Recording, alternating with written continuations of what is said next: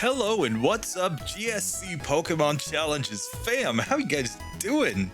It's time for the first episode of the Bugsy Minimum Battle series. Now, if you're just joining us, we've already done all 251 Pokemon up against Falkner. And we found that in total, 165 got through, 11 Pokemon needed to struggle to get through the first section, and 69 Pokemon failed. There were 6 Pokemon that were also saved by channel members through the use of egg moves. We had some pretty good results. I mean, Falkner didn't really filter out that many Pokemon, but he got a decent number out of there. So now we have to see how they do against Bugsy. And in fact, it's not just Bugsy in this next section. They're required to also beat Rival 2 in order to progress in the game. So we are going to do both the Bugsy and Rival 2 fights in this section, and the Pokemon that fail will not last until Whitney. So today we can see that we have 12 challengers going up against this section. We are going to take the Charmander line, of course, the Squirtle line. Then we've got no Bulbasaur line. Unfortunately, they all failed against Falkner, with the exception of Bulbasaur, which got saved by a channel member using Ancient Power. But we do have a grass type in Meganium, we've got Quilava and Typhlosion, and finally we've got the whole Totodile line with their rage tactics, and they might just be able to get through, but we'll just have to see. First things first, we got to scout out the route. Now, we've actually done this once before, all the way back in Falkner Minimum Battles, like episode 7 or 8, I can't remember. We took an Arcanine and we went all the way through the next section and found that there aren't actually that many required battles as we get to Bugsy. So Arcanine is the first Pokemon in the pass list. We can go ahead and just maybe throw that footage back in here, and then let's get to a new challenge. So the first thing that we're going to do is we're going to scout out the route, but also some of the items that are available in this section. In order to do that, we're going to run with Caleb Marks's Bulbasaur, the #1 Pokemon. Let's just see how this goes. And guys, it's great to see you again. I hope you've been enjoying the series so far. How many of these Pokemon do you think get through the next section against Bugsy? I'll pull it up again just so that you guys can see all of the challengers, but I'd really like to hear some predictions down in the comments, because I'm actually thinking that Rival 2 is going to be tougher than Bugsy. I think he's going to eliminate more Pokemon than the Bugsy gym actually will, because I mean, he's got a Metapod and a Croconaw. Like, if we can get through those, we might just have a chance. Whereas Rival 2 leads off with that Ghastly, and Ghastly is pretty tough. So here, just for reference, once again, there are all of the Pokemon that have passed up to this point. You can see them all in that 165. I know the sprites are getting pretty small. We may be able to start sizing up the sprites again as we get into this next section, just because of the fact that we don't have to take up so much real estate.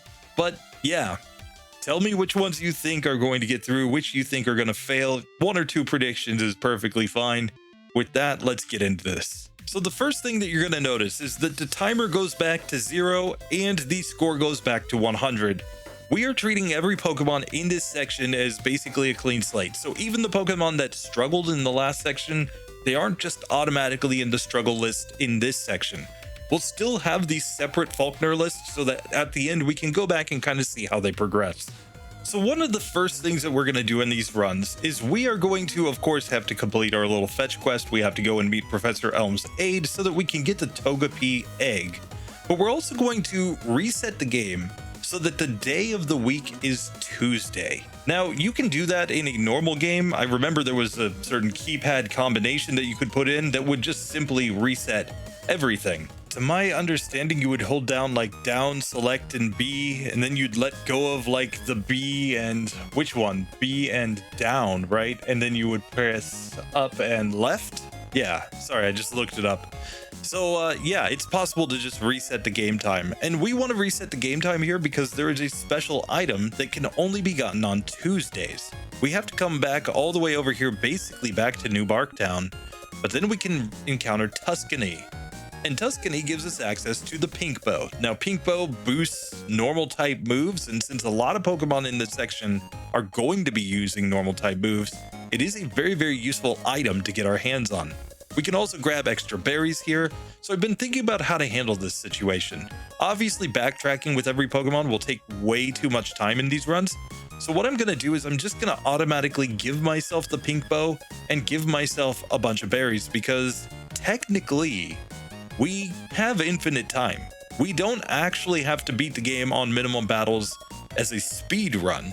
I mean, you could do that, but technically, if we're really just looking at a Pokemon and whether or not it can beat the game without taking optional battles, going back to get more berries is technically legal. I don't know. You guys tell me what you think, but we're probably going to give ourselves just all the berries that we want in this section just to see if it works. Pink Bow also will just be automatically added on because it just kind of makes sense. But the next item that we can get is the Miracle Seed. Right here, we just have to talk to this guy as we head south, and the Miracle Seed, of course, boosts Grass-type moves. So we're going to actually have the ability to boost some different types as we go through this section. Both the Grass-type and the Normal type are immediately available after getting through Falkner. Now, the second thing we need to talk about is Spinners. Spinners like this guy right here are just going to move around randomly, but you'll notice that if we wait long enough, they'll just stop. They'll just stop moving, and at those points, we can move straight past them. So you might think it's completely luck-based to do a minimum battles challenge, but not actually. We can avoid all of those guys by just having a little bit of patience. Of course, playing at 4 or 5 times speed like I do is definitely a better way to go if you're going to wait for them to stop moving.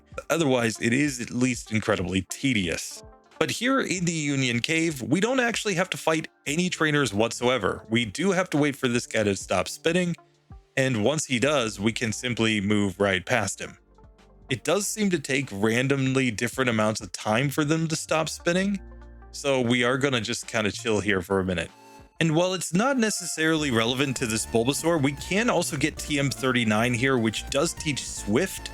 That's a 60 base power move that never misses. For a lot of Pokemon, that might be their best move in this section. So we're going to get that TM. We'll have access to both Mud Slap and to Swift in this section without any restrictions whatsoever. And just like that, we have made it to Azalea Town, where we can now progress in the game. Now, we do have to do the Slowpoke well first. That is actually required because there's a Rocket member just blocking up the gym. And if we try to walk into Ilex Forest, well, the rival's not going to encounter us at this point. None of these encounters are possible. It's not possible to beat either until we have done the Slowpoke well. So just like that, we have made it to the Slowpoke well. Caleb Marks with his number 1. Thank you very much for your support, Caleb. Let's get in here and beat up some Rockets. So we don't really know which of these fights are going to be hard or easy, but this seems like a perfect spot to just Vine Whip against a Rattata. I mean, it's the same type move. We should do decent damage at least. And then he's going to bring out another Rattata, so I guess we just Vine Whip this one too, but we actually lose the first attempt. So there are 2 ways to go here. We can give a berry, or we can try using something like the Miracle Seed. I'm going to try the Miracle Seed one time just to see how much stronger it makes our moves. So with something like the Miracle Seed on, I believe it boosts by about 10% the damage from a move, so we've still got a like 3 hit KO range on these Rattatas.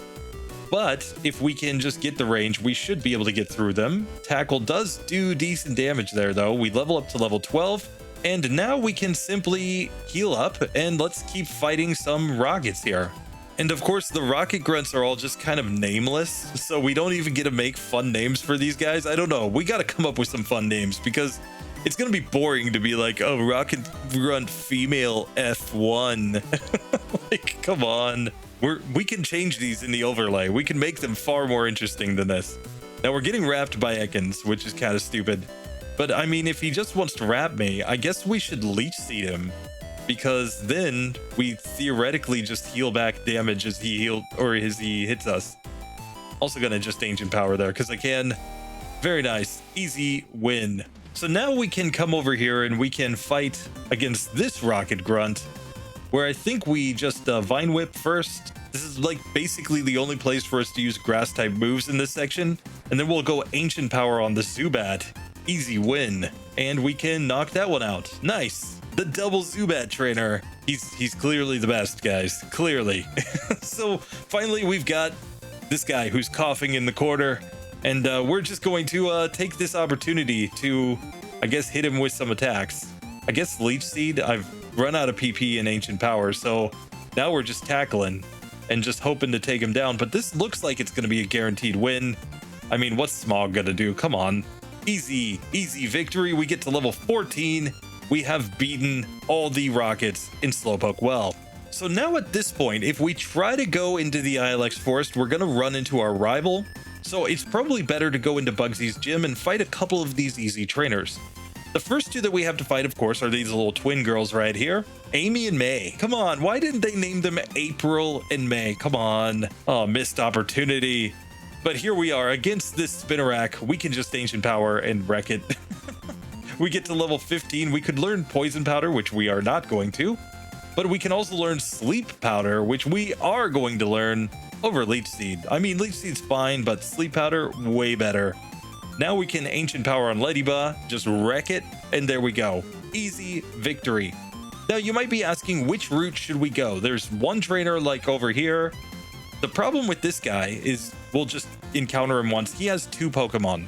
In spite of the fact that they're a Caterpie and a Weedle, they still give more XP than this guy right here, who has only 1 Paras. So in any situation where I have to choose between one fight or another, I'm going to take the one that gives less total XP. That is my game plan. So here, Joshy boy, he's just joshing us, guys.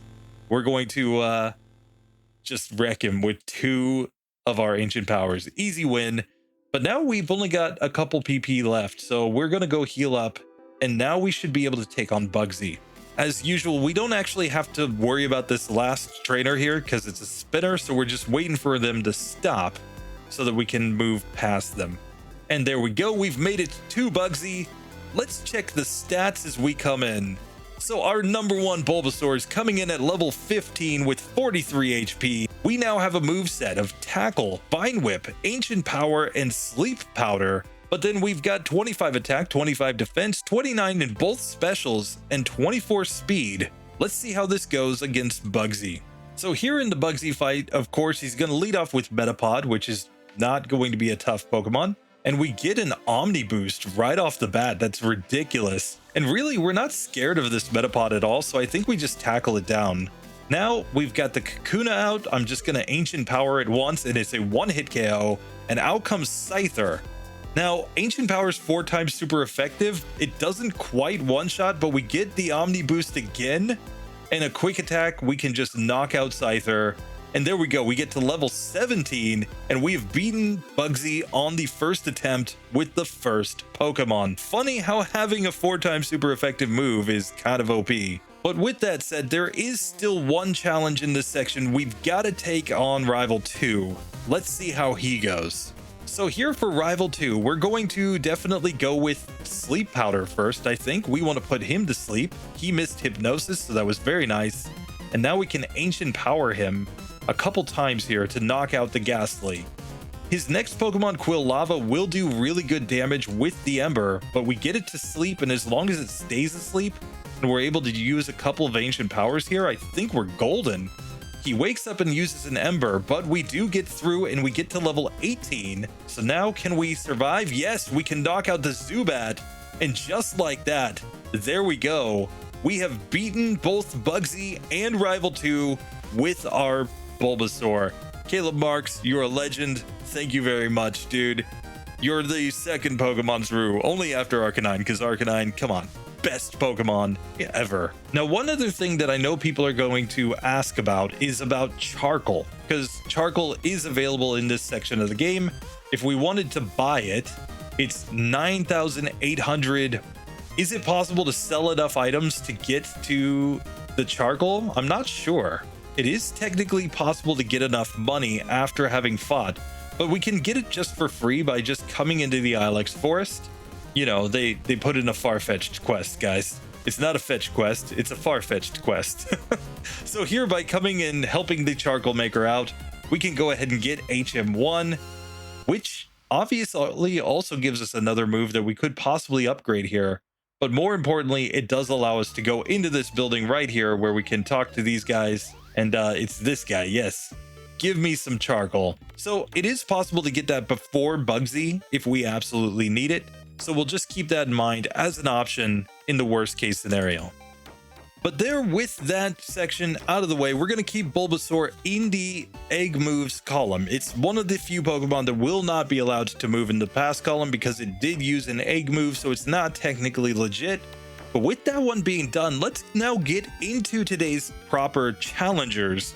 We're going to start off by checking out how Typhlosion does when it's compared up against Charizard. So first things first, we are going to take our Typhlosion, and you're going to notice that it already has the pink bow on. I'm just going to use Game Hook for that from now on, because then we don't have to mess around with resetting the clock and running all the way back. It's going to be the same with berries. I'm simply going to use Game Hook to give myself berries if I need them, just for the sake of saving a little bit of time. And now that we've mapped out the route once, we're not really going to talk about this whole Union Cave section anymore because it's all just nothing. So we're just going to kind of make our way through this run as quickly as we possibly can. If I do run into a trainer, I'll simply reset and then move on in the run as well.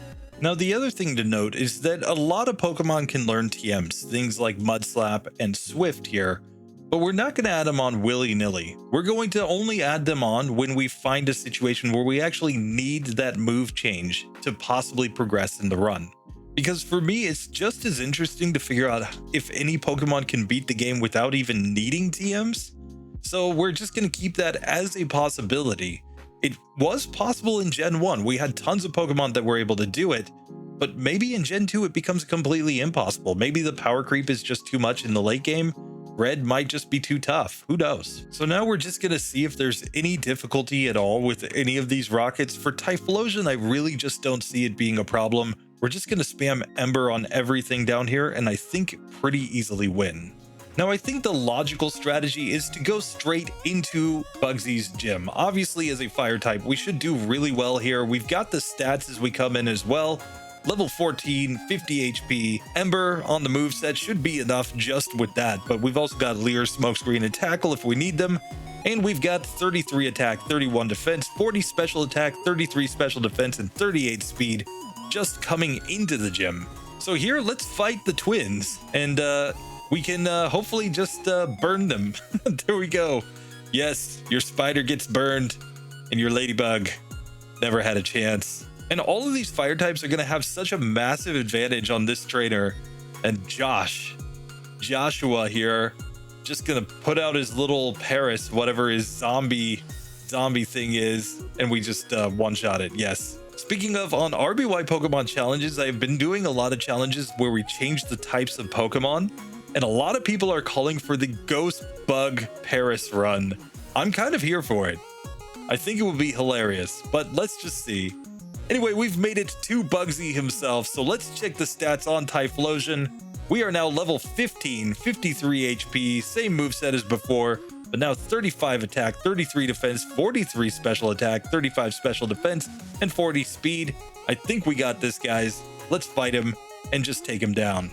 So here, first things first on the Metapod, I use Ember. It's a one-hit KO, very nice. Now, he's going to send out his Kakuna, and that is another easy victory.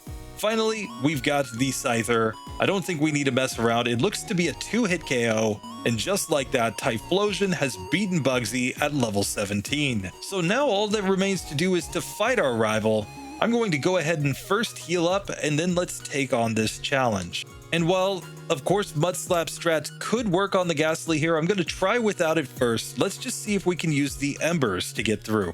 So first attempt here against Rival 2, Ember does way more than half. We get paralyzed, which is bad, but it's a two-hit KO, easy win. Now, Croconaw is actually the issue. It goes for Rage here, and then Water Gun, but I'm going to use some smoke screens here. I think we want to reduce its ability to hit us, but it hits every single Water Gun, and we lose. Let's try this again. So here we can once again fight the Ghastly, and this should be a two-hit KO. It misses Hypnosis, very nice. Now Croconaw comes out yet again, but we're still faster, and we're not paralyzed this time. And Water Gun isn't really doing that much. So I think with enough smoke screens, we could get through this one, but we just don't get the luck. So this might suddenly be the spot where maybe adding the Mudslap makes sense. Because let's think about this. What does Mudslap do for us in this fight? Well, number one, It still allows us to use accuracy strats, but we're also damaging our opponents while we do so. And it's at least a coverage move that's going to be good against the Ghastly. Let's just try it. So we're going to learn Mud Slap over Smokescreen. I think this is the way to go because it's just better than Smokescreen in every way. So here against the Ghastly, I'm going to Mud Slap it first.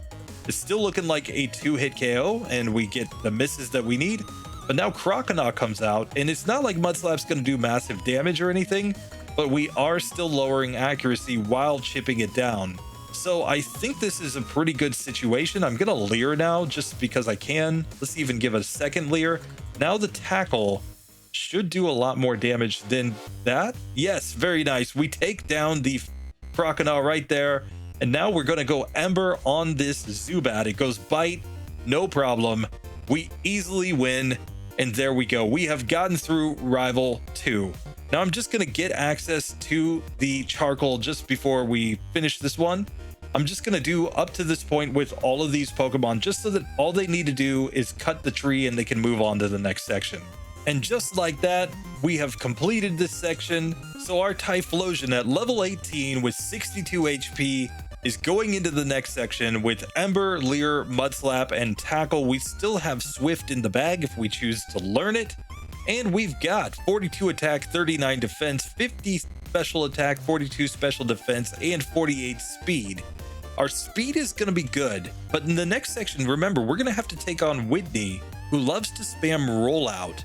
She's also got things like milk drinks, so she can just heal up her milk tank, and it could be a nightmare for these fire types. We might need burns. We might need something where we can build up damage. There could be some tough spots, but keep in mind, we also get to Goldenrod. We get some better TMs. We might be able to make it work with the right kind of luck.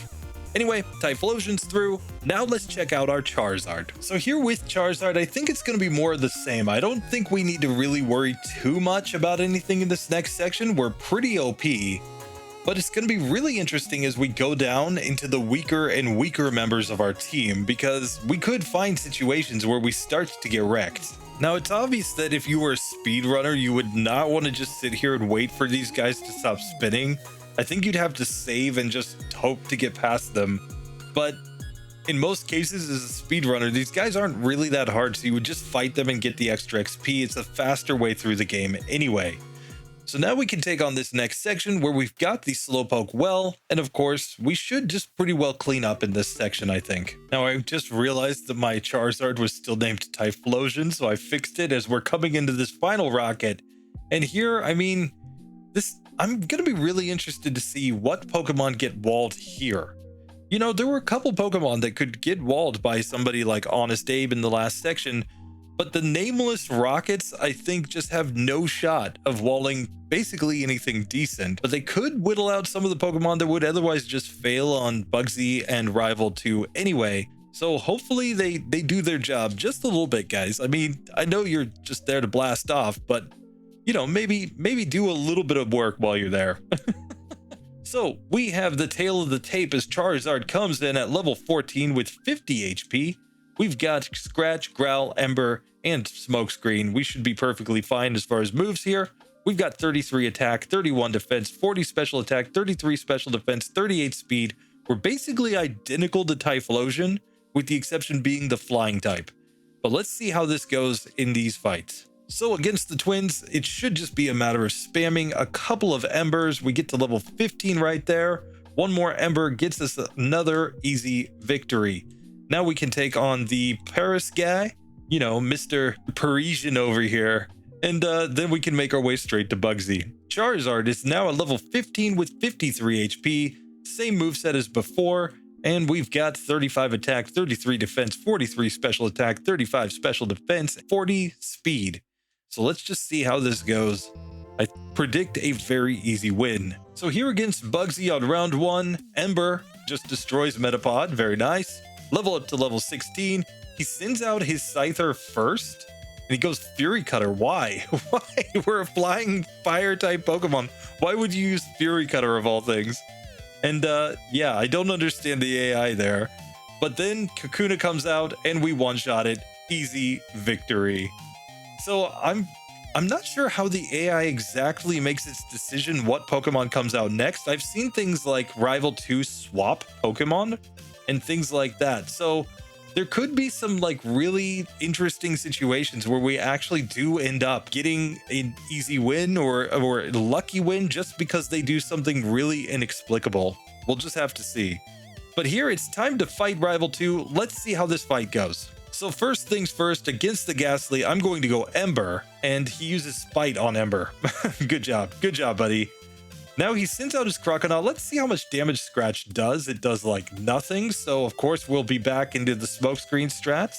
It's basically a carbon copy of exactly what we did with Typhlosion just before, but we're not doing very much damage, and we can see the big difference is that with just Scratch and Smokescreen, we're not doing any extra damage. So it creates a situation where Croconaw, when it does hit us, is basically just going to wreck. So let's try again, and let's go once again for the Mud Slap strat, since we know that that can work in this situation. We could even go for Swift to have a stronger move. I don't know, let's just see a Fury Cutter strat just to see how it works. So in this case, we would Fury Cutter here. Oh, we get put to sleep, rip. And we're getting licked by the ghost. We get paralyzed. So yeah, I'm not sure Fury Cutter strats are very good here, given that we can get paralyzed and things like that. Like, yes, the damage does build up, but is it worth it? And we get fully paralyzed, so we didn't even get to see if the damage would have been worth it. So now I think the better strategy, of course, is to go for the Mud Slaps. Let's just go ahead and learn Mud Slap here over Smokescreen and just see how it goes in this section. So here with Mud Slap, we can simply Mud Slap there. We get one lick, but that's perfectly fine. And now we can simply keep on the Mud Slaps here against Croconaw. And hopefully these should just get it to start missing at some point. Oh, he goes Rage. Good job. Now he's got us way down on health. So I think we need to start scratching here. We don't have access to Leer. That's the one big problem that we have. We don't have a way to lower his defense, so we got knocked out there. So I don't know, this might be a more luck-based fight than the Typhlosion fight. We just need more misses. More misses, come on. And now I guess we just scratch him and hope to get through. And very nice, we have beaten Croconaw. Now we've got Zubat, and here we can just go into the Embers. It's going to be an easy 2-hit KO, and we win this fight. Charizard is another Pokemon through this section. We can just get the Charcoal and save. But I'm actually really worried for Charizard in the next section, because if Typhlosion could potentially have problems with rollout, well, Charizard's going to have even bigger problems because it has a 4 times weakness to Rock-type moves. So Charizard could theoretically get knocked out in the next section. Even though it's not a same type move for Miltank, it might just be too strong. But with that being done, let's get to the Quilava now and see if it can do what Typhlosion did. Now, as we get here with our Quilava, one question that I got a lot from people was, what about Cyndaquil? If we managed to get Quilava through on the last episode of the Falkner Minimum Battles series when we did our redos, well then, shouldn't we have also been able to get through with this Pokemon? So I actually tested Cyndaquil quite a bit in order to see if it would be able to get through Falkner, and I'll throw up some of the footage right here, but we can basically see that it was just not getting through. We tried the exact same strategy that we used with the Quilava, but the difference in damage output is just too much, and not having as much HP also is a factor here, as well as having less defense. So it turns out that only Typhlosion and Quilava can get through this section. Cyndaquil is just out of luck. And I mean, honestly, Cyndaquil not being still here is probably for the best, because based just on our earliest results from Typhlosion and Charizard, that Rival 2 fight is pretty bad, and we would have to grind a ton there and hope to get some lucky strats in order to get through. Whereas with it eliminated, we've got one less Pokemon that probably doesn't get through to have to mess with. So now in Azalea Town, we can just heal up very quickly, and let's get down into that Slowpoke well, where I think we have an immediate advantage just in the fact that we're a fire type. So these Zubats that want to use things like the good old Leech Life do basically nothing to us. Let's see if we just wreck all these trainers still with a Quilava. Now, one big difference here, of course, is that Quilava does not yet know Ember. because it's only at level 11. It has to level up one more time before it gets access to Ember at level 12. So we're going to get there after this fight, it looks like, but we actually have to use Tackle here. So fortunately, the pink bow is helping out in this fight. That should make very quick work of these rocket grunts down here. And just like that, we easily take them all down, and we can go back to Kurt's house. Kurt Cobain, he's going to tell us all about his nuts, and we're going to tell him like, hey buddy, keep it to yourself. But now we can make our way into Bugsy's gym, and let's just check the stats of our Quilava as it comes in. We are sitting here at level 14 with 45 HP, the same moveset as we had on our evolved form, Ember, Leer, Smokescreen, and Tackle, and we've got 28 attack, 26 defense, 32 special attack, 28 special defense, and 32 speed. Obviously the stats are going to be lower, but I still think we're just going to cook up here. As we come into LeJosh, we can just one-shot his Paris, and we've basically made it to Bugsy at this point with no difficulty whatsoever. So really, Quilava, and probably by extension most fire types, are just going to completely crush this gym. But I think we're going to find some that do have difficulties as they get to Bugsy himself. But let's try with our Quilava here, where I think once again we're just going to get some crispy little critters. So here, first on the Metapod, it's a one-hit KO with Ember. He's going to send out Kakuna this time, which we just one-shot with Ember. And out comes Scyther. Goes Fury Cutter, but I don't think we care. It is going to get 3 hits on us, it looks like. But we get the burn, and we easily win and get to level 17. So just like that, I mean, Bugsy, he was no problem. So the real challenge is going to be rival number 2. How do we do in this fight? Well, I think we've got to see if we're going to get through even with that Mud Slap strat. So this is one case where I'm just going to go ahead and learn Mud Slap immediately because we already know we needed it with our evolved form. And we can kind of infer that if a strategy was required for our evolved form to get through a fight, especially a tough boss fight, that is probably the same strategy at least on the unevolved form. So I'm going to go for it. We're going to just teach that Mud Slap and try Rival 2 for the first time. So Rival 2 attempt number 1, he's got his Ghastly out.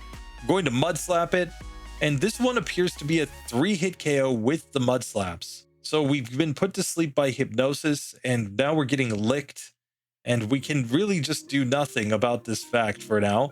But we wake up, and we do get a 2-hit KO there. Okay, so now we're going to go for the Mud Slaps on Croconaw, and really we're just trying to get its HP down and its accuracy down. But it looks like it basically 4-hit KOs against this Quilava, and we get wrecked on the first attempt. So here in the second attempt, I just used Ember there on the Ghastly instead. It gets through just as easily. And now we can go into our Mud Slap spam on Croconaw here.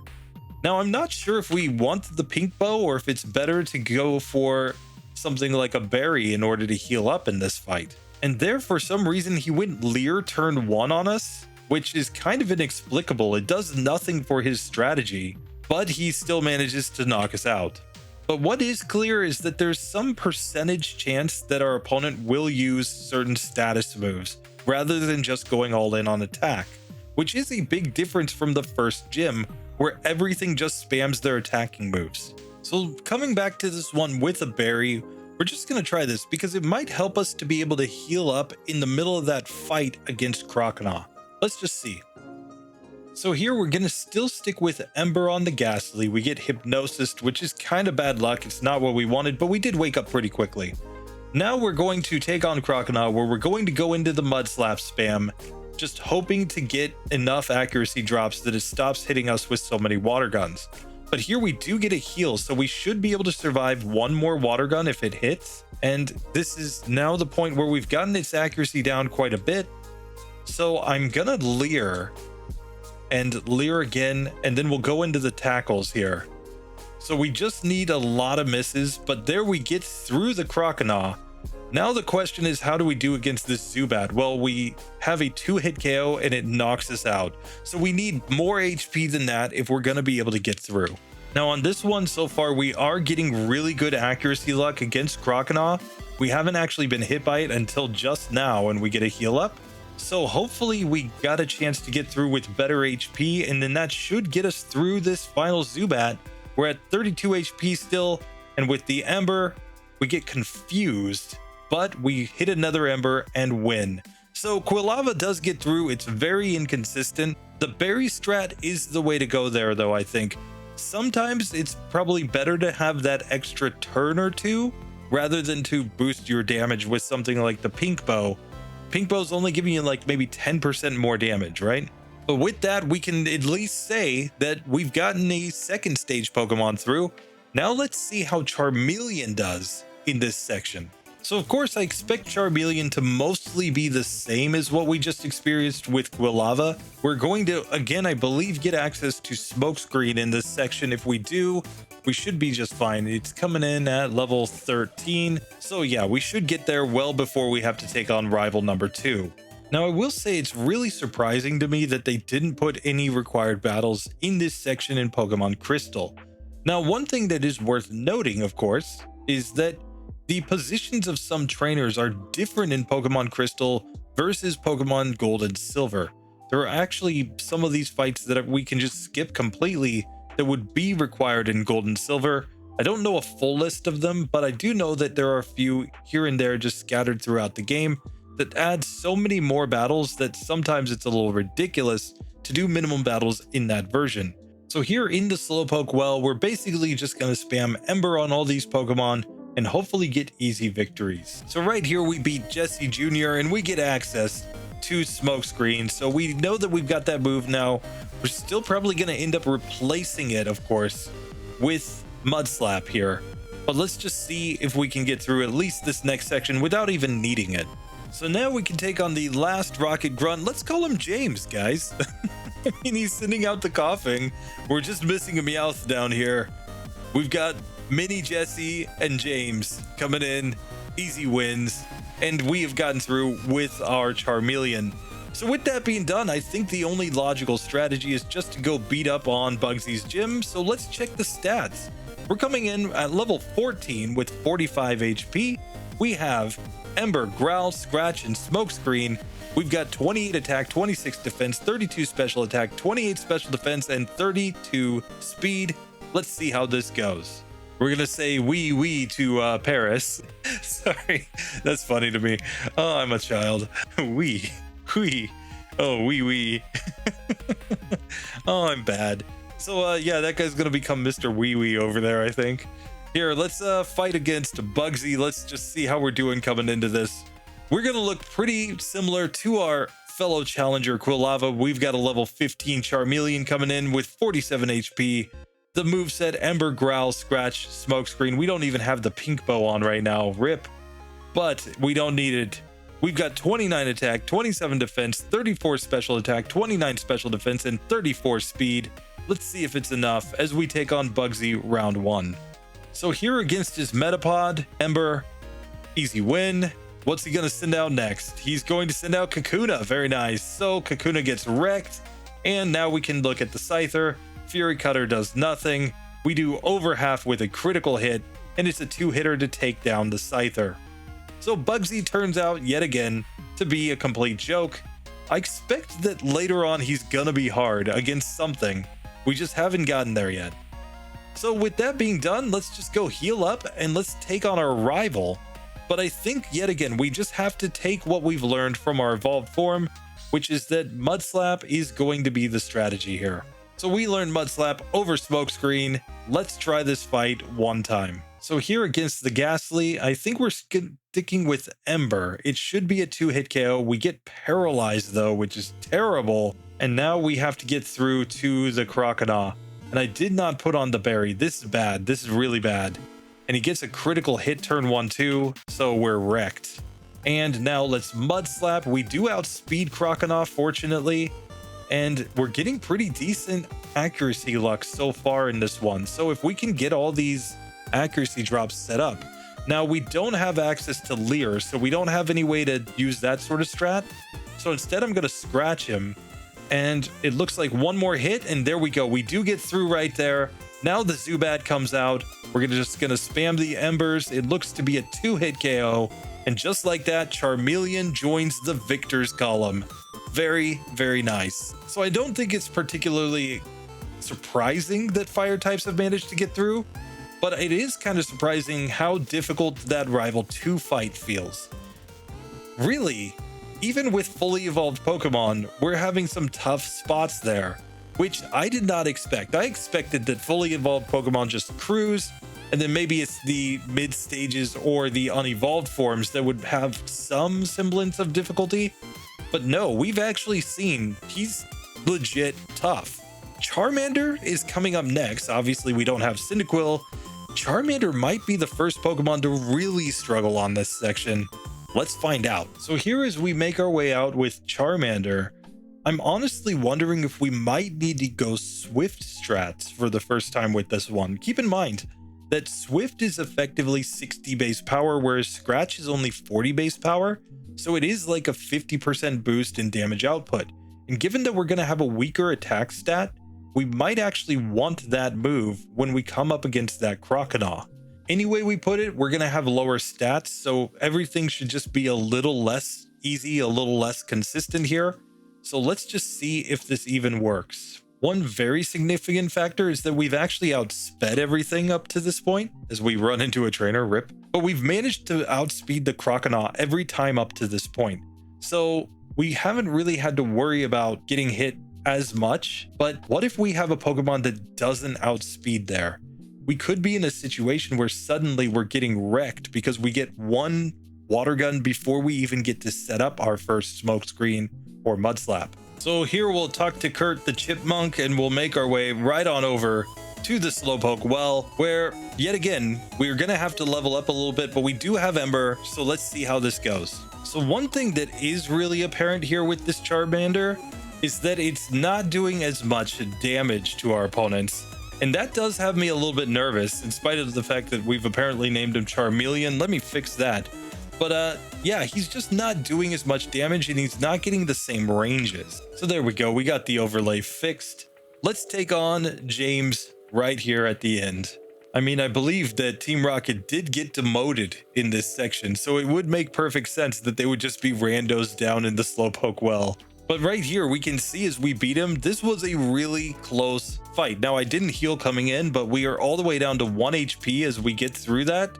Not very good.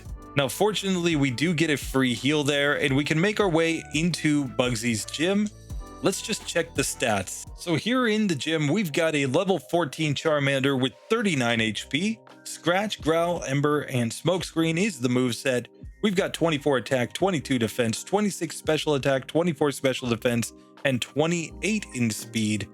Let's just see how this one goes. I still don't expect these traders to be very hard, so here against the Spinarak, let's go for the Ember. It's still a one-hit KO right there, and we get to level up. Nice, and Lediba easily goes down. So we know that we're gonna miss up Joshua. He has no chance. Let's make our way to Bugsy. So here, standing right in front of Bugsy, we've got a level 15 Charmander now with 42 HP. We know Scratch, Growl, Ember, and Smokescreen, of course. And we've got 26 attack, 23 defense, 28 special attack, 25 special defense, and only 30 in speed. This could be a little bit tougher than the last couple, but I still think we got this in the bag. So here against Bugsy, on attempt 1, I'm just going to Ember his Metapod. Very nice. We grow to level 16. We will not evolve after this. We're going to just burn down that Kakuna. Very good. And here we're slower than the Scyther, but we are getting hit by Fury Cutter, which we resist, and we get a critical hit. So easy win. Level 17 comes in.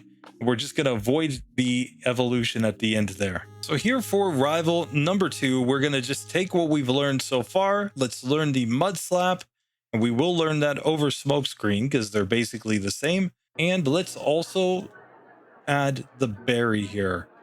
I think these are the 2 minimum requirements for Charmander to get through this fight, but let's find out. So here in attempt number 1, I'm going to use Ember here. Still does over half against this Ghastly. So very nice. Now let's go for the Mud Slap right here. And we just need to get really good Mud Slap luck. We can see that that is almost a 2-hit KO on us with the Water Gun. I'm not sure the Berry actually does anything for us here. Let's try this again. So of course it does seem that he has some percentage chance of just using a random move rather than going for Water Gun. So he's not using like a perfect, like all out, try to hit us with super effective moves. sort of strategy. And here we finally get one where we get to Scratch, and Scratch just didn't do any damage. So I'm going to actually go for the strat of trying either Fury Cutter or Swift here. Let's try Swift first because it kind of makes sense.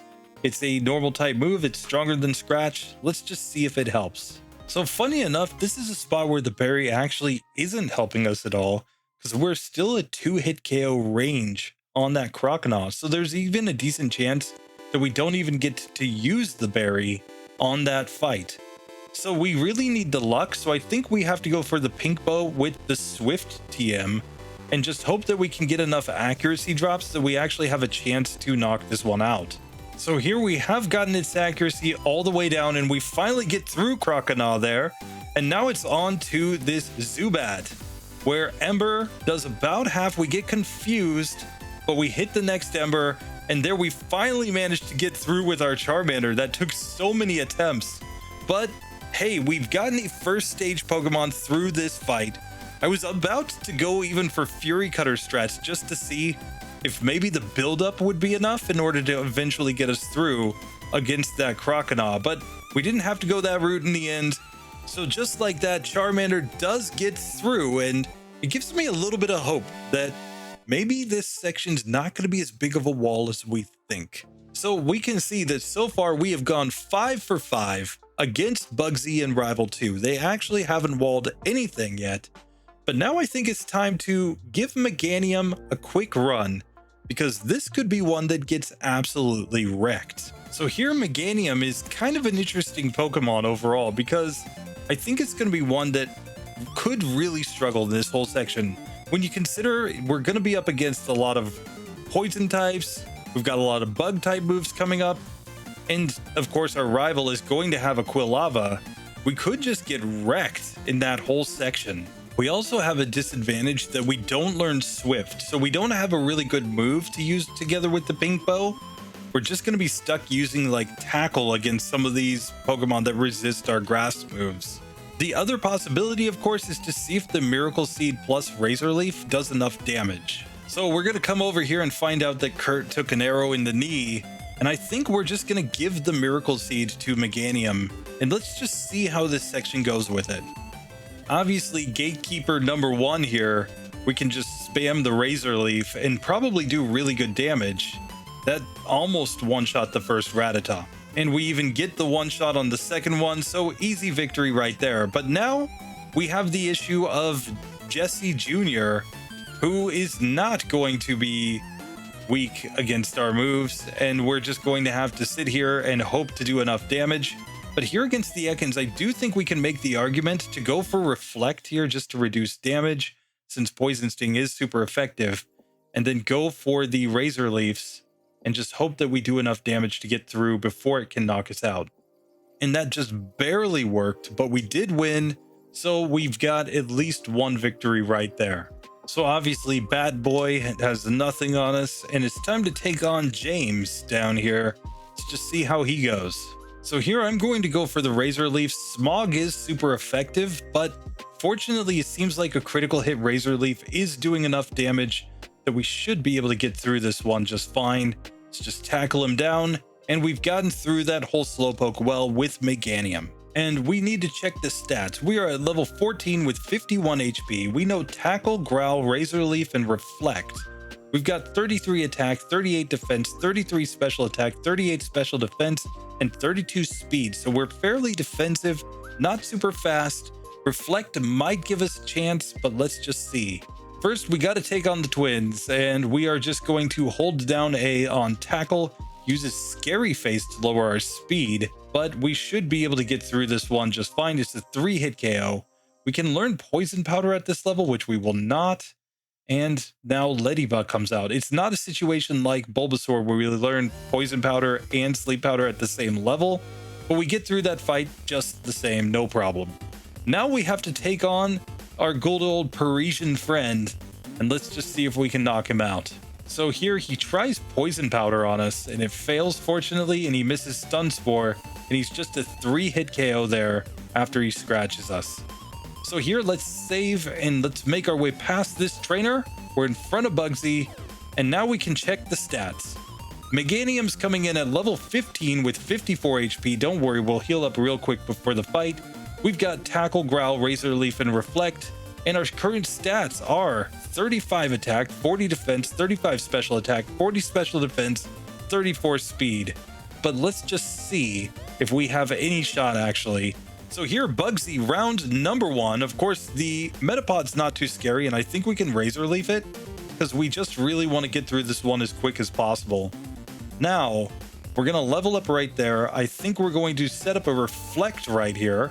Kakuna goes for Harden, which is bad because that means its defense is up and it poisons us with Poison Sting. Oh, this could be terrible. So we're going to get through the Kakuna, but now how do we do against this Scyther? As our Reflect fades, he goes for the Fury Cutter, and we are getting wrecked on this one. So let's try a second attempt here just to see. Maybe the poison was bad luck, I'm not sure. We should generally have Reflect up as much as we can in this fight, I think. And we will be able to get through the Metapod. Nice. Now for the Kakuna, let's tackle it first. Okay, it goes Harden. I'm not sure which is better, to go for the tackles after it hardens or to go into the Razor Leaf. I'm going to Reflect right here because we are getting pretty close to knocking it out. Oh, if we just got a crit there, we'd probably get through that Kakuna at that level of health. Now, let's go for the tackle. He gets a critical hit, Fury Cutter, and we go down. So there is one other possibility, of course, that we have to explore, which is that we can fight against not this one, but Rival 2 instead. And it might be possible to get through that fight easier than Bugsy. And if we just have a situation where like one more level or 2 more levels helps us out here, we should just take it. So let's try Rival 2 instead. So here, Rival 2 is obviously going to lead off with the Ghastly. I'm just going to use Razor Leaf here since it's the only useful move against this Pokemon. And here we're going to get licked, but that's basically fine, I guess. Here, out comes the Zubat. So we'll go for the tackles here. I think this is the best strategy. And we're going to have to deal with the fact that, of course, when we get to Quilava, he's just going to want to use Ember on us. And we have to just hope that it will be enough to tackle him down. We missed so many tackles here, though. That was very bad luck. And he Embers and we lose. So here we can learn Mud Slap over Growl. I think it's the best play. And here, let's try this one again with some accuracy strats. So first things first, against this Ghastly, we now have a super effective move in Mud Slap. And we get a lick, but that's perfectly fine. It's a 2-hit KO right there. Now he's going to send out Zubat. I'm going to Reflect right here just to be safe. And then let's go into our tackle spam. And it looks to be a 3-hit KO as he misses the Supersonics. Now we've made it to Quilava, where I'm going to Mud Slap it and hope to get some accuracy drops. So it doesn't really matter that we don't have Reflect up because obviously he's not going to use physical moves. And there we have taken down Rival 2. Just once we got the Mud Slap, it's perfectly fine there. So we can get through this section, and theoretically, we got to keep in mind, we're using Tackle, but we could get access to Cut right here. I believe we can learn Cut. And if we learn Cut here, it is stronger than Tackle. So it could give us a stronger move, and I'm a little less hesitant to learn these types of moves, these HM moves, in Gen 2 compared to Gen 1. In Gen 1, the problem was that you could never forget them, but remember, if we get to Blackthorn, there is a move deleter. So it's not impossible to get rid of these moves if you just can get that far in the game. Granted, we have to get through a lot of gym leaders in order to do that, but I'm just saying that learning a move like Surf, learning a move like Strength isn't quite as bad in this version as it was in Gen 1. So here we're back at Bugsy. We're just a little bit stronger. We've added Mud Slap. Let's just see if any of this works for us. So first things first, against the Metapod, I think we're going the same strategy. We're just going to sit here and spam the Razor Leafs. We don't even care if he uses that Harden. But now on Kakuna, I think I'm going to go for the Mud Slap strats. Just because if we can get it to miss with Poison Sting, we could get through with a lot more health to the Scyther at the end. So just like that, we get through with 50 HP remaining. And now I think we want to Reflect to reduce damage. And then is Tackle going to do enough? We get a critical hit right there and a miss from Fury Cutter. A miss again. He goes Quick Attack. and he goes Leer, and just like that, Meganium has managed to beat Bugsy. Are you kidding me? Oh my goodness. So it looks like the real strategy there is the mud slaps on the Kakuna, getting it so that it doesn't hit you with all those poison stings and just whittle you down. And then I guess you just have to get Fury Cutter to miss a few times. That was pretty lucky. I'm not sure how consistent that would be, but we're gonna take it. Meganium joins the winners column. So just like that, we're just adding Pokemon to the pass column left and right. And we've only got the water types left for this one. So let's get into them. Here, we're going to pit up first the Feraligatr versus the Blastoise.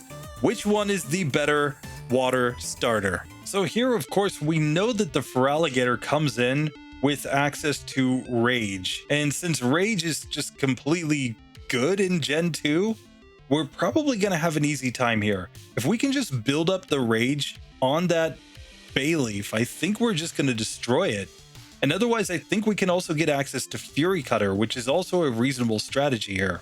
So making our way down into the well with our Feraligatr, let's just see how this section goes. And sure enough, we make it all the way to James at the end of the Slowpoke well, where Smog shouldn't be that strong, and we get the Rage to build up. He can tackle us. We don't really care because we're just going to do lots of damage. Oh, we ran out of Rage PP, so we'll just Water Gun him down. Easy, easy win. But now we have some decisions to make, because obviously Bayleaf is going to use Razor Leaf against us, which is a pretty strong move. So I think the best strategy is to go here into Bugsy's gym first. So let's check the stats on Feraligatr as it comes in. Level 14, we've got 52 HP. We've got Rage, Leer, Scratch, and Water Gun. I think a lot of Rage is coming in here.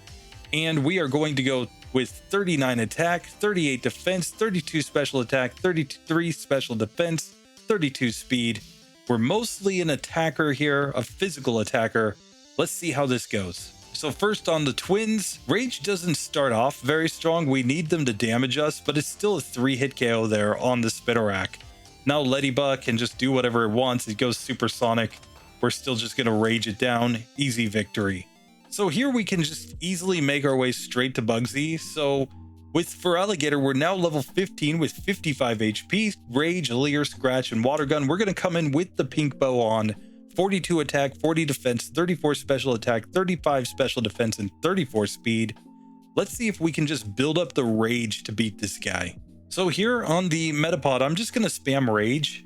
And if it does damage me, I'll just get to do more damage to things because its tackles are so incredibly weak. Now we can move on to Kakuna, against whom, yet again, if it wants to use something like Poison Sting, be my guest. And now Scyther goes Quick Attack, Rage, Quick Attack, another Rage, knocks him out, and we get to level 17 as we easily beat Bugsy. But now we do have to worry about beating our rival. Now, I have seen a Gen 2 minimum battles run done before by, the guy whose name starts with a J and ends in 11. So first things first, we obviously have to go for Water Gun here against the Ghastly, and we get paralyzed right there, but we are able to knock it out. Now Bayleaf comes out, and this is where I think we need to go Rage. So it's going to hit us with the Razor Leaf and get a crit, and there's nothing that we can do about that. So we can kind of see that this is a spot that's not great for us. But again, I just mentioned Fury Cutter is a strategy here. And basically we would want to learn it maybe over, not sure, over Scratch, I guess? Because we're always going to want to use Rage rather than Scratch, basically. But let's just see. Let's see how this goes now. So here the logic could be something like this. We go Water Gun to get its HP down.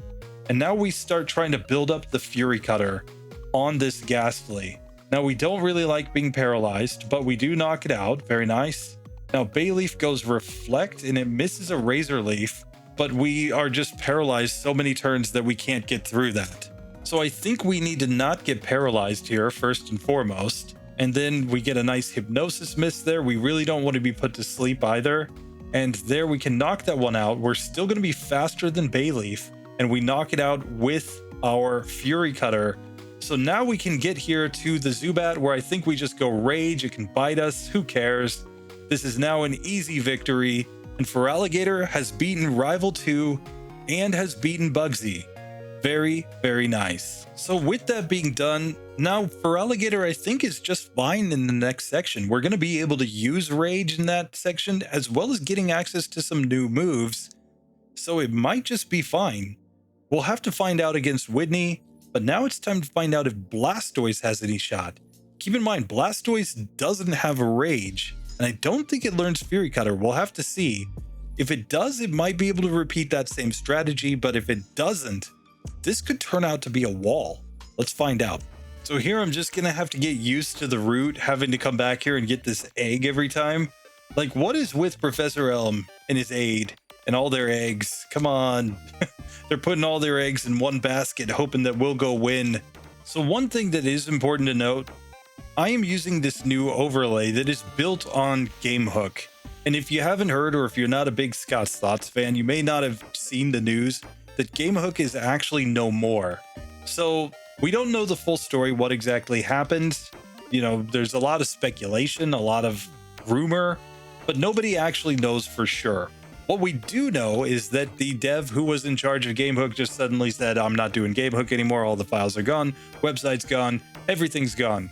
So I was going to make a video at some point where I was going to break down how to make an overlay just like what I use, but that video is basically not going to happen now because while I have it on my own machine and I'm fine with just continuing to use it, I don't know the whole situation. I don't know if it's cool for us to distribute it to other people, both in terms of, A, I'm not the dev, so distributing his stuff when he took it offline is probably not very cool at the very least. And I don't know exactly why he took it down, you know? So until we have more information, I'm just doing my own thing here.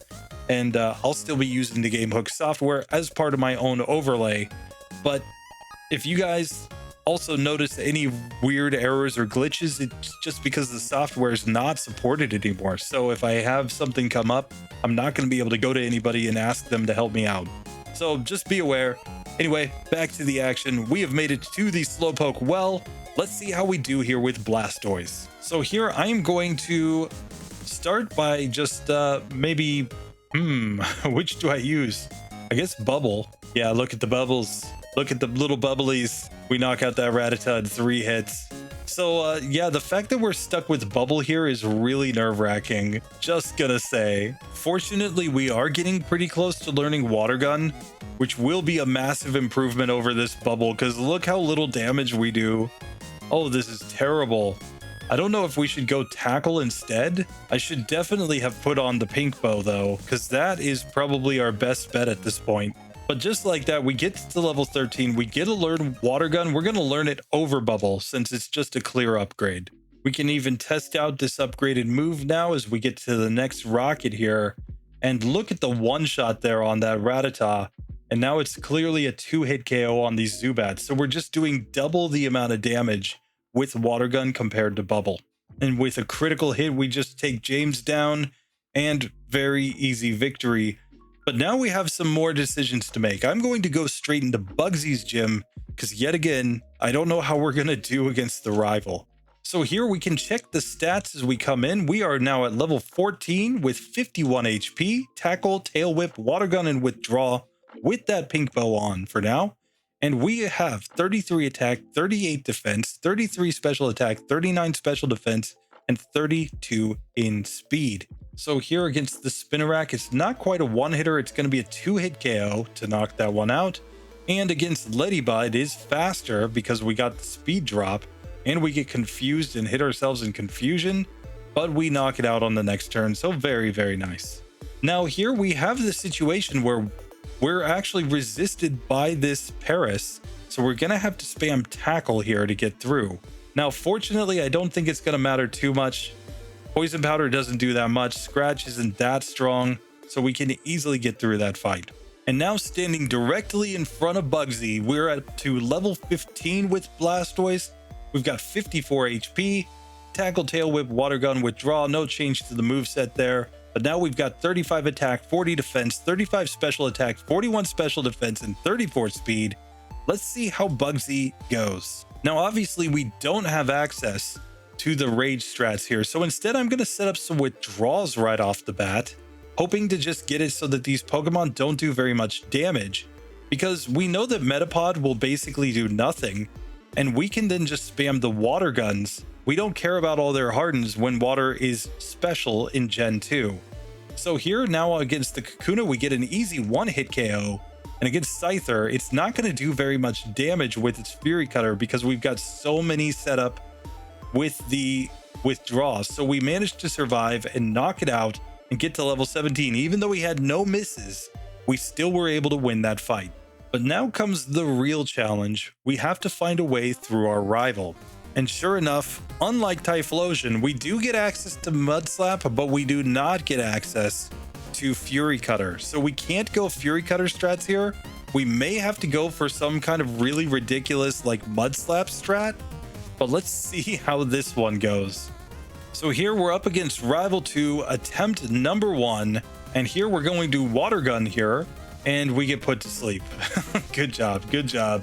The Ghastly will be a 2-hit KO here, very clearly, but that's not great. Now, Tackle here does very, very little, and Razor Leaf is doing a lot. We are fairly defensive, fortunately, but it's like Water Gun's not going to do anything, and clearly the Tackle's not going to do much if it sets up the Reflect right there. So I think this is a spot to go for a really ridiculous Mud Slap strat. So I'm going to learn Mud Slap now over Tail Whip, and let's just save the game here and let's see how this goes. So the strategy now is basically Mud Slap there, and we still get put to sleep by Ghastly. That's terrible, but we're able to knock it out the next turn. Now against the Bayleaf, I'm gonna spam the Mud Slaps, not because they're effective, because we want misses. And if we can get misses from Razor Leaf, which isn't perfectly accurate by the by, we might just be able to get enough turns somehow to win this fight. Who knows? So here we've gotten all the Mud Slaps here, but we're on very low health, and we just need to get the luck. We finally get through the Bayleaf. Now we've made it to Zubat, where I'm going to Water Gun, and it bites, we survive, and we win that fight. Are you kidding me? That was so close, too. Look at that. Look at that final setup here. We only had 3 HP remaining at the end. We just survived against that bite at the end. Oh, that was ridiculous. Blastoise gets through, but that was close. And that was kind of a ridiculous strategy we had to go through with the Mud Slaps. I'm not sure the unevolved forms are going to do that. But it does open up the possibility of a lot of Pokemon being able to get through here, as I mentioned before, because even in the case where Mud Slap is resisted by the Meganium, you're just taking advantage of the fact that you can use it as an accuracy strat, but still do damage. That's what makes Mud Slap so strong, in my opinion, is that you don't have to just rely on it for the misses, you're also chipping your opponent down. So if you get the luck where you get a lot of misses from them in a row, you might just be able to get a lucky range to get through. That being said, that fight does not make me confident for Wartortle at all. And we know the strategy it's going to have to use, and it's going to be terrible, and we might get our first true fail in this episode. But for now, let's take on first Croconaw and see how it goes. So one more thing that we really do need to note as we pick up our Croconaw here and move on is that we have to remember that these runs are being done on max DVs. So when you see a really close spot, when you see a spot that is really difficult for me to get through, you have to keep in mind that that is with the best possible version of this Pokemon. So that Blastoise that we had there was the strongest possible Blastoise that you could have on minimum battles when you're going into that Rival 2 fight. We had all the fights that were currently available on minimum battles completed, and we had the best possible DVs with a fully evolved Pokemon, and it was that close.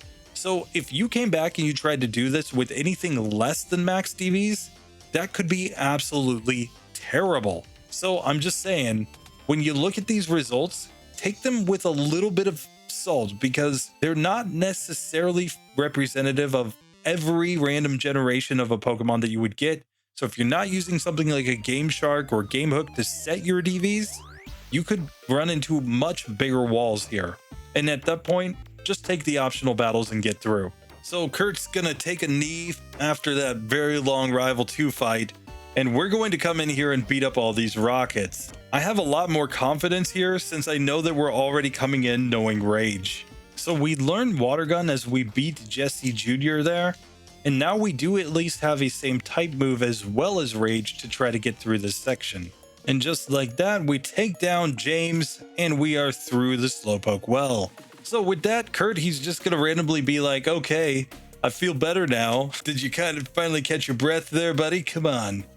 I mean, if you really took it in the knee, guys, you wouldn't be getting up and coming to check on me that quickly. No, no, no, no, no. But here we are. We have made it to Bugsy's gym with Croconaw. We are at level 14 with 47 HP. Scratch, Leer, Rage, and Water Gun is the moveset. We've got 32 attack, 32 defense, 26 special attack, 27 special defense, 26 speed. I'm about to put on a pink bow, and let's get into this gym. So starting out against the twins, they're trying to be like Honest Abe, but they just have nothing on the guy. Here, we're just going to get poison stung and get angry. Be like, I'm so angry that you used poison sting on me. So we're just gonna wreck these trainers. I don't foresee this first battle ever being a wall for basically anything, but I could be wrong. Maybe something weak enough gets through and they're actually tough, but I think they're gonna be basically like the God Rod here. And here we do get poisoned by Paris and scratched. So this is actually a little bit more suspect, but we still get through without too much difficulty. And fortunately, we had the items to just heal up and get right here to Bugsy, where we can check the stats once again. We're coming in at level 15, 49 HP, same moveset as before, but now we've got 34 attack, 34 defense, 28 special attack, 29 special defense, 28 in speed. Let's go. So Bugsy, round 1. So of course he's going to send out his Metapod, and I'm going to go for the same strategy of just spamming Rage, because if he tackles me, it's perfectly fine. We're just going to get the Rage to build up. So now we can move on to the Kakuna as we leveled up to level 16, and it's an easy 2-hit KO. Now Scyther comes out, it goes quick attack, that's just going to build our Rage even more. You can go Fury Cutter, we don't mind because we're just using Rage. Easy victory at level 17. But now as we come outside, we have to think back and say, okay, what did Feraligatr do to get through this next fight? Well, it used Fury Cutter strats. That must be the strategy that we've got to go for again. So that's what I'm going to do. I'm going to simply teach Fury Cutter here, and we're going to learn it over Scratch, same as before. Let's just see how this fight goes. So we're going to try the same strategy we used with Feraligatr, which was to go for a Water Gun right here, and then start building up the Fury Cutters. Now we get put to sleep, which is terrible. We need to actually be awake and be able to build up our Fury Cutter. Come on. No, wake up. Wake up, Croconaw. Wake up. He's a sleepy alligator. And now we get paralyzed. Oh, rip. Ripperino. We're not going to be able to build up the Fury Cutter very well if we're asleep. Come on. And here we go. We've made it to Bayleaf, but we're too slow and we get wrecked. So we need to not get that paralysis, clearly. So there we actually got a 1-hit KO on the Ghastly, which I don't think is what we wanted, because now Razor Leaf is going to do massive damage and we get 2-hit KO'd there by the Bayleaf. Here we just barely survived against the Bayleaf while setting up our Fury Cutter. It managed to hit us with 2 Razor Leafs, but no crit. So we are able to get to the Zubat here, and now we can go Water Gun. It did about half. Can we get through here? No, we cannot. We barely missed the range. He's on 1 HP. Are you kidding me? Oh, we get wrecked. So here we get to the Bayleaf with plenty of Fury Cutters set up, and we managed to one-shot it. So now we have the range that we need, where 2 Water Guns should almost be enough to knock this one out. It is. We get the range, and we finally beat rival number 2. So it's possible to get there, But you either need the Bayleaf to use a Reflect turn 1, and then you can actually knock it out just on the Bayleaf, setting up the Fury Cutters. Otherwise, you have to get the setup on that Ghastly without getting it broken and without getting, paralyzed, things like that. It's terrible. But just like that, we have gotten another Pokemon through, but now we got to try Wartortle, and I'm nervous for this one. I do not think we're going to get through with Wartortle, which is terrible because Wartortle has such a great design, but I just don't think it has a shot. But we'll find out. We're going to test it. Maybe a crit gets us through. We'll see. So I'm just going to say I am pretty nervous here for this one because we just don't have access to any of the moves that have gotten us through with the Feraligatr line. We don't get the Fury Cutter. We don't get access to Rage. And without those two, I just don't see how we have any real shot. Like, we will get access to Water Gun via level up, and maybe we have to just go for that same sort of luck-based strat again. We may just be mud slapping on the Bayleaf. But I find these Pokemon so interesting because if we can get moves like Ice Punch later on, then we won't have to worry about the rival quite as much going forward. But the other thing to keep in mind for all of the Pokemon that we've run today is that they're all in the medium slow level up group, which means they actually level up faster at the early game. A lot of people have said that it's probably better to call it like a fading experience group where they start off really fast and then they gain levels slower as you get later in the game. But basically what that means is that we can already see we're basically around like level 17 here. That's the best that we're probably going to do with any Pokemon in this section. So when we see the movesets coming up, we can realistically say that most Pokemon are probably going to be closer to level 15 because most Pokemon are in the medium fast group. So they're probably going to be at least 1 or 2 levels lower than this. And that means that moves that come in past level 15, we can basically just say we won't get. But here we can come downstairs and start beating up on some of these trainers underground. Let's see how they go. So we've actually found a spot that's a little bit tough. We have to go Tackle because Tackle's a 3-hit KO here, whereas Bubble is a 4-hit KO. That small difference in damage makes a big difference right here. And here against Jesse Jr., even with the pink bow, it's a 4-hit KO there on the Zubat as we get confused. And now we're poisoned by the Ekans. And this is looking like maybe a 5-hit KO with poison and wrap being put on us. This is not great.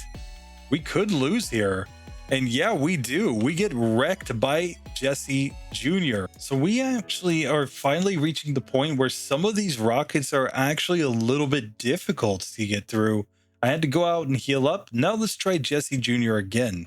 So back to Ekans now. We're just hoping not to get that same level of bad luck where we get poisoned. It's using a lot of Leers this time. So we're gonna get through this fine. And now we do get to learn Water Gun over Bubble, and now I think this gets a little bit smoother, but let's find out if that's true. Now, of course, the benefit of Water Gun is that it is a same type move, so it will do 1.5 times the normal damage. And here we can just spam it to basically 2-shot Pokemon now, as opposed to being like 4 or 5 hit KOs earlier. So very nice. We get through that and we get a super potion in here so we can just heal up with that as we go into the final James fight. Let's see how he goes. So of course, against the coughing, I'm just going to spam the water guns. And here it's looking like it's going to be a 4-hit range. Unfortunately, we don't quite get the range to get a 3-hitter, but we do easily win and get to level 14. And here, based on everything we know, like most of these Pokemon, we're going to Bugsy first, because he should be easier. Let's just check the stats before we get into the twins here. We're going to come in with a level 14 Wartortle, 45 HP, Tackle, Tail Whip, Water Gun, and Withdraw is the moveset. We've got 27 attack, 32 defense, 28 special attack, 32 special defense, and 26 in speed. So here, Water Gun on Spinarak did over half, so we should just 2-shot there. We level up to level 15, which is a damage rounding threshold. Now Lediba does not quite look, oh, it's maybe just exactly a 2-hit KO. Very nice. So we get through the twins. Let's save the game. Let's come fight against Paris. So here we're just going to have to spam the tackles. We've got the or the pink bow on, so we should be doing more damage. And it turns out to be a 4-hit KO. Very, very nice. So now that we've run outside to heal up, we can now make our way to Bugsy himself. So coming into Bugsy, Wartortle is now at level 15, 48 HP. We've got Tackle, Tail Whip, Water Gun, and Withdraw. We've got 29 attack, 34 defense, 29 special attack, 34 special defense, and 28 in speed. And now it's time to just hopefully wreck this one and have at least one last easy victory. So here, Bugsy, attempt number 1. I'm just going to go for the withdraws here. I did this last time as well. We don't really care about whatever he does. He can tackle if he wants because he's going to do no damage with it. This is all just about the Scyther. So now with all the withdraws set up, we're going to set up Water Gun, and it looks to be a just short of a 2-hit KO. It's a 3-hit KO there on the Metapod. We level up to level 16 now, and it looks to be a 2-hitter on Kakuna. Now we've made it to Scyther. It's faster, it uses Fury Cutter. It is going to build up damage, but hopefully... Oh, we got a crit, and it knocks us out.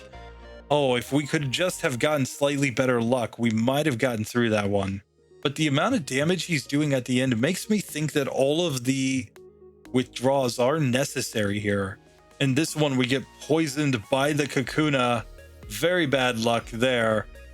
But we might just need a critical hit on this one in order to get through. We'll just have to see. If we didn't have the poison, we might have just had the range. Or if he gets a miss from Fury Cutter, that could be the other way to get through here. So back to Scyther again with decent health. And we just need to get this range. Come on. Come on. Give me the crit. And it just doesn't come in. So the only thing to check here, I feel like, other than this, is if we can somehow get the luck on our rival. We know that we're going to have to go for this Mud Slap strat.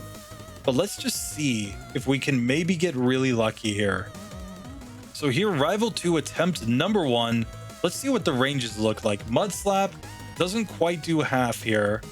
Oh, and he spites on Mud Slap. So I'm just going to Water Gun him down.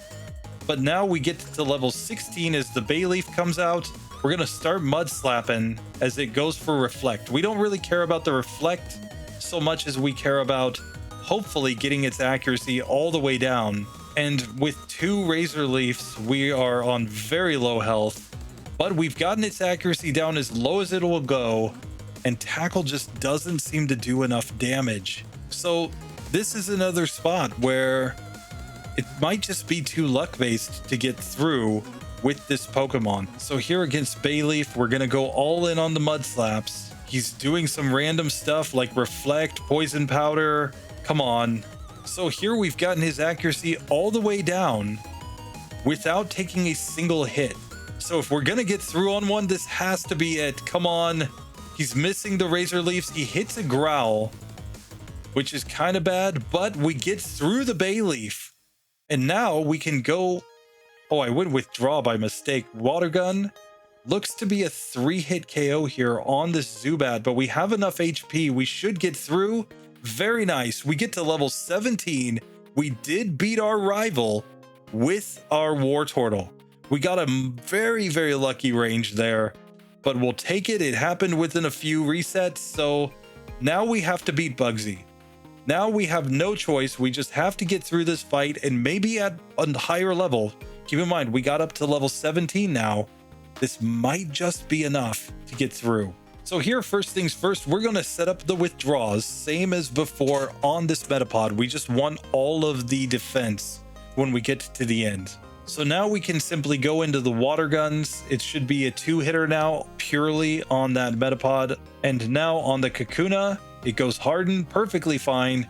We've made it to Scyther at the end. Fury Cutter, it's a crit there, but let's just see if we can get a range. Oh, he's got us down so low. If we can just get the crit, though. So this one does appear to need a critical hit still. So there we get through to Kakuna with a critical hit on Kakuna. That was very lucky, so we took no damage there. But I think the crit that we need has to come in here on Scyther.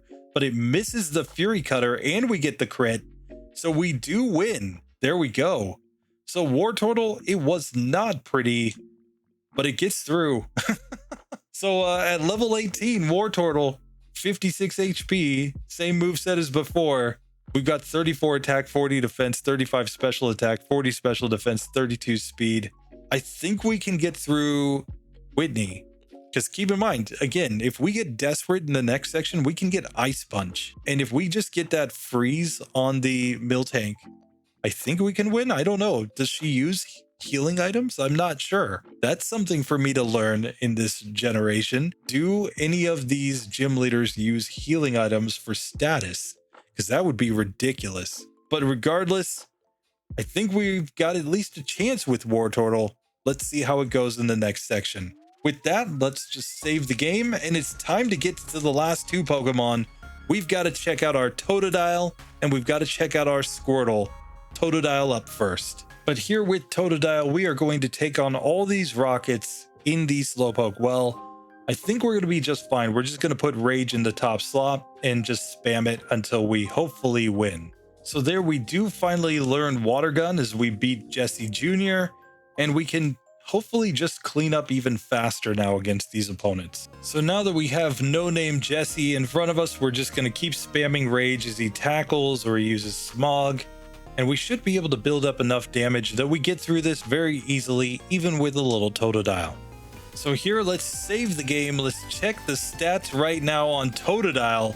Level 15, 45 HP now, same moveset as before. But coming into Bugsy, we've got 30 attack, 29 defense, 23 special attack, 24 special defense, and 23 speed. And I think we got this fight, but let's just see if it's as easy as I expect. So obviously against the Metapod, we don't even care. We're just going to spam Rage here. We hope that it tackles us because we just want to start building up our Rage right here so that we do more damage once we get to that Scyther later on. And here we get plenty of boosts, so now we can level up to level 16, and against Kakuna, it's not quite a one-hitter, and we get poisoned. That is kind of bad luck. But here we get a Fury Cutter. We can just go for the Rage. We've got a lot more built up than he does, and easily win that fight. Bugsy never had a shot. But wait just a second. Fury Cutter is not learnable by Totodile. You have to evolve it. Oh my god. What is this nonsense? It's not compatible with Fury Cutters, so that means we're gonna have to do Mud Slap strats in order to get through this one. Oh, this is ridiculous. So we're gonna forget Scratch, okay? We're going to come over here and we're going to try to fight the rival. Let's test a couple things out. So the first thing I want to test is this. If we use Rage here, it doesn't affect, I know that, but does Lick... Okay, so Lick doesn't build our Rage. We have to actually hit a Rage first. Okay, good to know. So now we can make it to Bayleaf, where we don't outspeed, and we're gonna have to go for the accuracy strats. So I'm gonna use Rage here. He's gonna Razor Leaf me and just kill me. Oh my gosh. So here we're just gonna Mud Slap on the Ghastly. We get put to sleep, which isn't great, but hopefully we can make this work, and use Spite on us so we've got less Mud Slaps. We survive the first Razor Leaf, but we get hit with a Razor Leaf first. And the fact that we're slower just makes this terrible, because we just don't have any of the things that allowed our evolved forms to get through here. This time we get through Ghastly with no damage, so that was very lucky. We get a Poison Powder turn 1.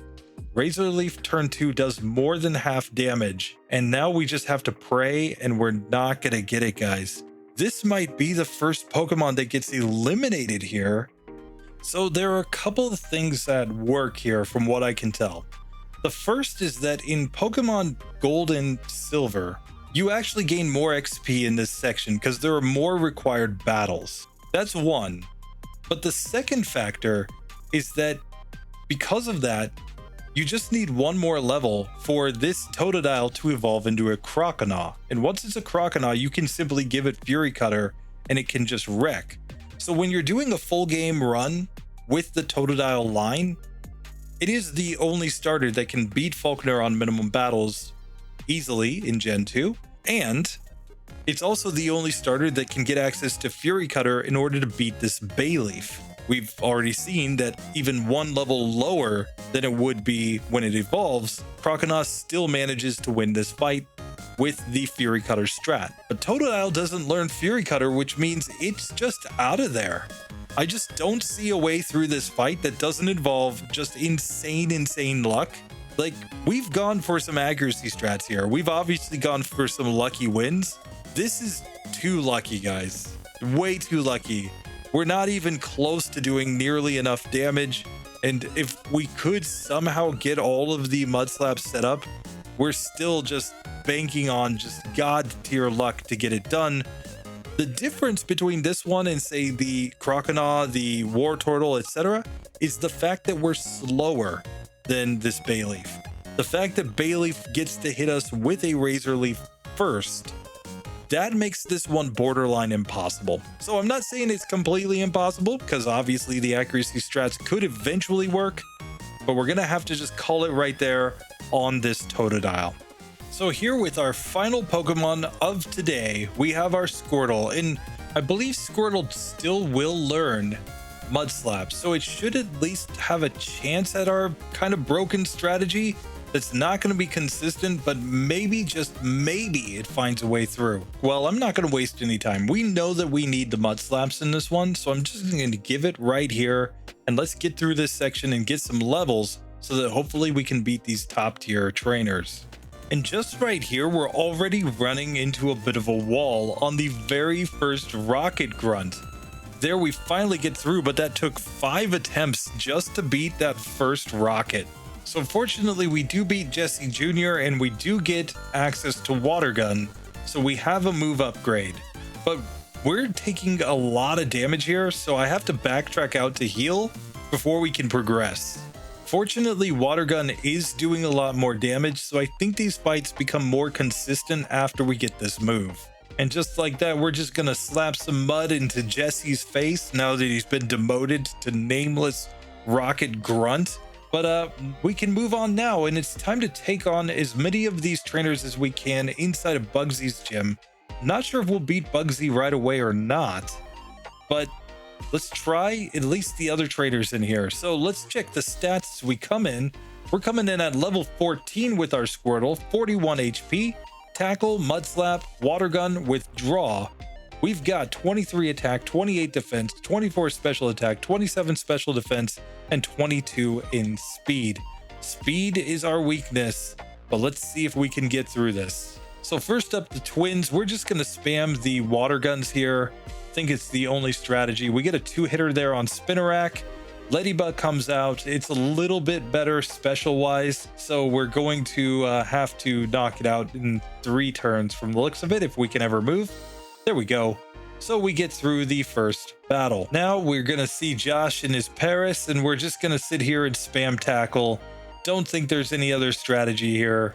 Fortunately, we're fairly defensive, but we get paralyzed, which is bad, but one more hit should win this fight.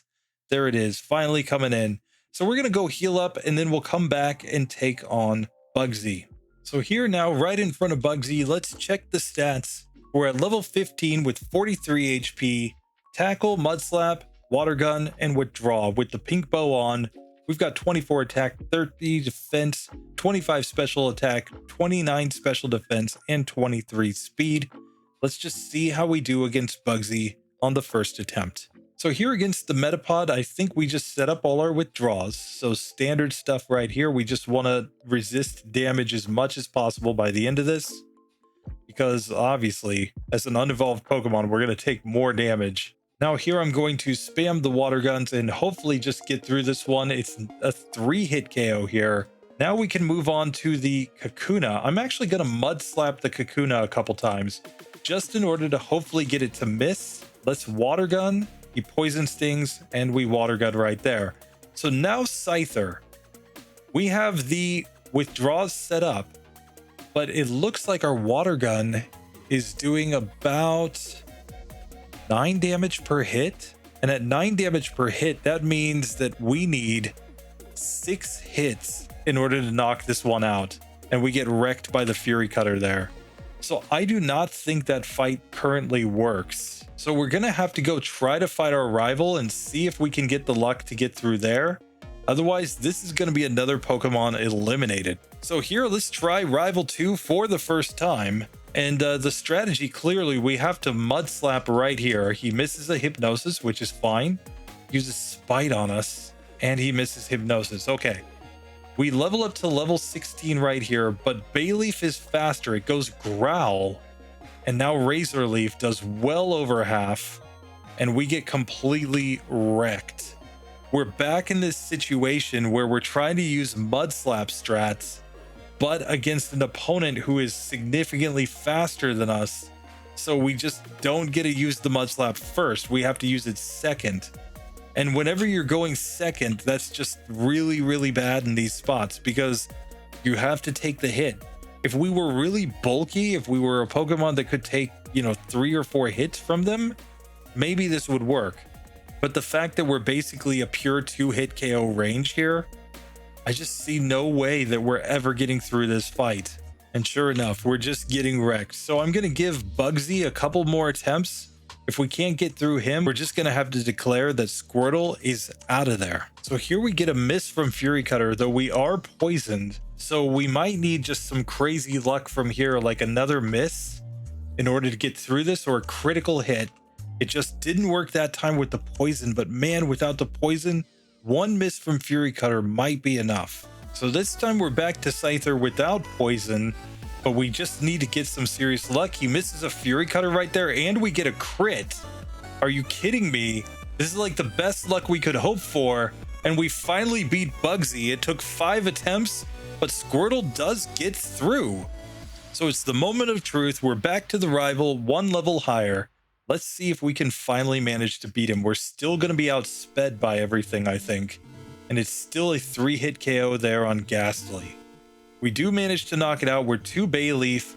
The Razor Leaf still does massive damage, and it's still going first. It has 28 speed, and we have 26 speed. Here we get another run where he starts with the Poison Powder, but he just hits the Razor Leafs. And it's just not working, guys. We're not doing enough damage, and we just don't have the moveset. So unfortunately, Squirtle has to join Totodile as the second Pokemon today that has failed against Bugsy. Not really Bugsy. Everything got through Bugsy. It was rival number 2. So just like that, we've come to the end of the first episode of the Bugsy Minimum Battle series. And in the end, what we found was that the entire Charmander line gets through Bugsy, no problem. Kind of not really a big surprise. I mean, they're all fire types. But even having to go up against the Croconaw is ultimately not that big of a deal for those Pokemon. Same for Quilava and Typhlosion. They get through here just fine. What we then found, of course, was that Meganium gets through, and we could also get through with the 2nd and 3rd stage water starters. But the 1st stage water Pokemon just didn't get through this section, and I was kind of surprised by that. I thought that they would get through just fine. I thought Totodile got Fury Cutter, which was clearly a mistake. And, I just didn't expect the type disadvantage to be that huge of a deal. But man, if you cannot outspeed that Bayleaf, it's rough. So we might expect some more Pokemon that are weak against grass to really struggle in this section. The Croconaw doesn't actually seem to be that hard. Anyway, next time we're going to come back with more challengers, and we are going to use a lot of different Pokemon that are generally available early in the game. We are going to do the Butterfree that is still alive at this point. We're going to pit that one up against the Ledion. We have the Pidgeline. We've also got a Noctowl, so we can look at some birds. Then we are going to get Raticate, Fearow. We've got Arbok coming up. Then we can get Pikachu, Raichu, and of course its baby form, Pichu, coming in this section. And we'll wrap it up with Sandshrew and Sandslash. You guys got to tell me how many of these Pokemon get through Bugsy on the next episode. If we have time, we'll just be mixing in some of the members' Pokemon as we go through. Wherever I feel that they're appropriate or interesting, we're simply going to throw them in as well with their egg moves. We've added a couple new channel members since the last time that I saw you guys. So, channel members, you got to tell me what Pokemon you want if you don't have one in the running already. I think Roy Merkel's sitting tight with his Vulpix. We're keeping the Hypnosis as an option there. TTC 345, if I recall correctly, is brand new here. Gotta tell me a Pokemon that you want to save. You can choose one from the previous section and we'll run it with an egg move. Anyway, that does it for this one. Thank you guys so much for watching. I will see you in the next one. Later.